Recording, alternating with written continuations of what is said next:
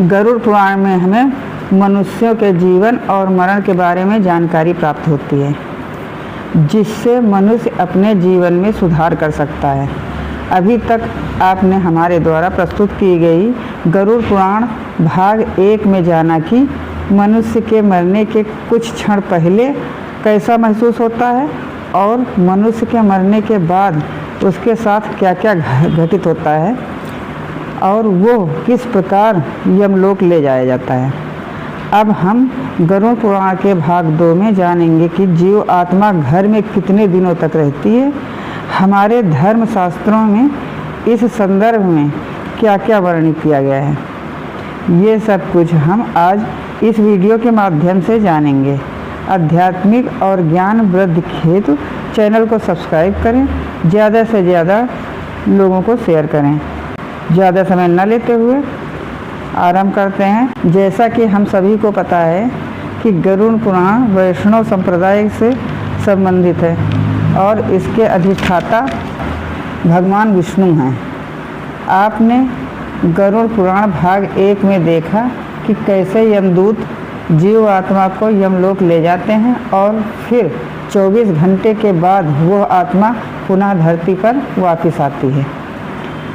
और अब उन 24 घंटों में उस जीव आत्मा को उसके कर्मों का लेखा जोखा दिखाया जाता है, जिसमें ये ज्ञात होता है कि उस आत्मा ने अपने पूरे जीवन काल में कितने पाप और कितने पुण्य किए हैं।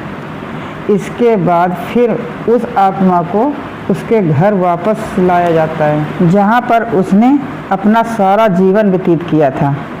यहाँ पर वो अपने परिजनों के बीच 13 दिन तक रहती है। वो मोहवश बार बार अपने देह में प्रवेश करने की कोशिश करती है, किंतु यमदूतों के द्वारा उसे बार बार घसीट कर फिर से उसे दूर कर दिया जाता है। वो अपने परिजनों और रिश्तेदारों को अपने मृत्यु का शोक मनाते हुए देखती है और वो सबको चुप कराने का प्रयास भी करती है, परंतु उसकी वहाँ पर उपस्थिति का किसी को भी पता नहीं चलता और वो अपने मृत शरीर को अपने सामने पड़ा हुआ देखती है और वो भूख प्यास से विलाप करके वो जोर जोर से रोने लगती है। और गरुड़ पुराण में यह भी बताया गया है कि मनुष्य पुण्य की अपेक्षा पाप कर्म अधिक करता है। इसके समाधान के लिए जब मनुष्य मर जाता है तो उसके लिए पिंडदान आवश्यक बताया गया है। अगर ये पिंडदान नहीं किया गया तो जीवात्मा अनंत काल तक भटकती रहती है और हजारों साल पीड़ा व कष्ट भोगने के बाद अगला जन्म लेती है। प्रतिदिन दिए जाने वाले पिंडदान के 4 भाग हो जाते हैं। उसके 2 भाग से मृतक का शरीर बनता है, तीसरा भाग यमदूत ले लेते हैं और चौथा भाग मृतक को खाने के लिए मिलता है। 9 दिन रात में प्रेत शरीर युक्त हो जाता है। शरीर बन जाने पर 10वें पिंडदान से प्राणी को अत्यधिक भूख लगने के कारण आहार रूप में प्राप्त होता है। गरुड़ पुराण के अनुसार 10 दिन तक दिए गए पिंडदान में विधि मंत्र आवाहन श्रद्धा और आशीर्वाद का प्रयोग नहीं किया जाता, केवल नाम तथा गोत्र से पिंडदान किया जाता है। मृतक का दान संस्कार हो जाने के पश्चात पुनः शरीर उत्पन्न होता है। मृत व्यक्ति का शरीर जल जाने के बाद पिंडदान के द्वारा उसे 1 हाथ लंबा शरीर प्राप्त होता है। यमलोक के मार्ग में अपनी शुभ अशुभ कर्मों को भोगता है। पहले दिन जो पिंडदान दिया जाता है उससे मूर्धा, दूसरे दिन के पिंडदान से ग्रीवा और दोनों स्कंद बनते हैं। तीसरे दिन के पिंडदान से हृदय और चौथे दिन के पिंडदान से पृष्ठभाग उत्पन्न होता है।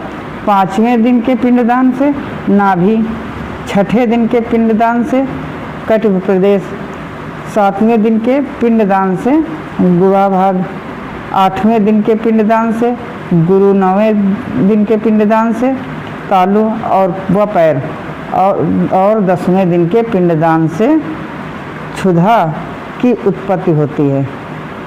जीव आत्मा शरीर को प्राप्त करने के पश्चात भूख प्यास से पीड़ित होकर घर के द्वार पर रहता है। 10वें दिन जो पिंडदान होता है उसमें मृतक का प्रिय भोजन बनाकर देना चाहिए, क्योंकि शरीर का निर्माण हो जाने के बाद मृतक को अत्यधिक भूख लगती है। प्रिय भोजन के अतिरिक्त किसी भोजन से पिंडदान देने से उसकी भूख नहीं मिटती। 11वें और 12वें दिन प्रेत भोजन करता है। मरे हुए स्त्री पुरुष दोनों के लिए प्रेत शब्द का उच्चारण किया गया है। इन दिनों दीप, अन्न, जल, वस्त्र जो कुछ भी दिया जाता है उसको प्रेत शब्द के द्वारा दिया जाना चाहिए, क्योंकि वो मृतक के लिए आनंददायक होता है। 13वें दिन पिंडक शरीर धारण करके भूख प्यास से पीड़ित वो प्रेत यमदूतों के द्वारा महापथ पर लाया जाता है और यहाँ से अब उसकी यमलोक की यात्रा आरंभ होती है। मनुष्य अपने कर्मों के कारण ही मृत्यु के पश्चात यातनाओं को भोगता है। जो व्यक्ति जितना अधिक पापी होता है उसका अंतिम मार्ग उतना ही कठिन होता है, और वो जितना पुण्यकारी और भगवत प्रेमी होगा उसकी स्वर्ग की यात्रा उतनी ही सरल और सुखकारी होगी। इसलिए हमें ध्यान रखना चाहिए कि कर्मों का फल जीते जी ही नहीं अपितु मरने के बाद भी भोगना होगा। गरुड़ पुराण भाग 2 हम यहीं पर समाप्त कर रहे हैं। इसके आगे जीव आत्मा के साथ क्या होता है, क्या क्या घटित होता है, ये सब हम अगली वीडियो में जानेंगे। हमारा उद्देश्य केवल आपको ज्ञान में वृद्धि करना और धर्म के प्रति आपकी जिज्ञासा को बढ़ाना है। राधे राधे।